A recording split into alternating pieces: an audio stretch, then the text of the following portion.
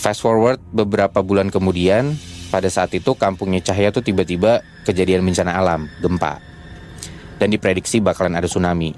Akhirnya, warga kampung di situ ngungsi lah ke daerah pegunungan yang lebih tinggi kan.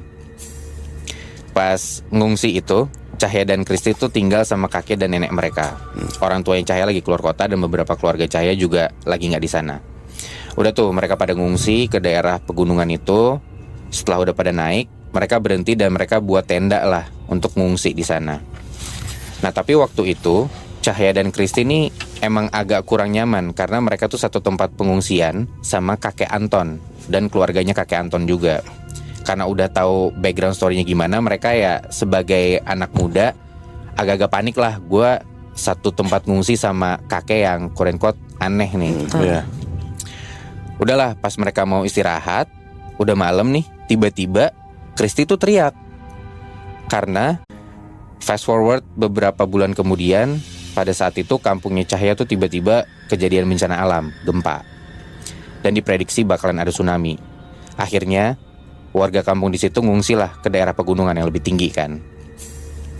Pas ngungsi itu, Cahya dan Kristi tuh tinggal sama kakek dan nenek mereka. Orang tua yang Cahya lagi keluar kota dan beberapa keluarga Cahya juga lagi nggak di sana. Udah tuh mereka pada ngungsi ke daerah pegunungan itu. Setelah udah pada naik, mereka berhenti dan mereka buat tenda lah untuk ngungsi di sana. Nah tapi waktu itu Cahya dan Kristi ini emang agak kurang nyaman karena mereka tuh satu tempat pengungsian sama kakek Anton dan keluarganya kakek Anton juga.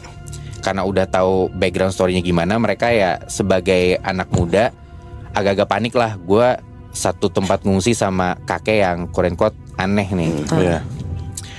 Udahlah, pas mereka mau istirahat, udah malam nih, tiba-tiba Kristi tuh teriak. Karena kakek Anton itu tiba-tiba berdiri tepat di depan Cahya dan Kristi sambil senyum. Nah semua kakek dan nenek bahkan keluarganya kakeknya Anton yang lain juga kebangun gara-gara Kristi teriak kan. Dan tiba-tiba mereka semua tuh kaget, matung, diam gitu aja. Ini gue gak tahu benar atau enggak ya. Karena tiba-tiba kakek Anton yang tadinya berdiri senyum di depan dua anak kecil ini, tiba-tiba si kakek Anton ini lari keluar dari tenda terus terbang menghilang. Aneh kan?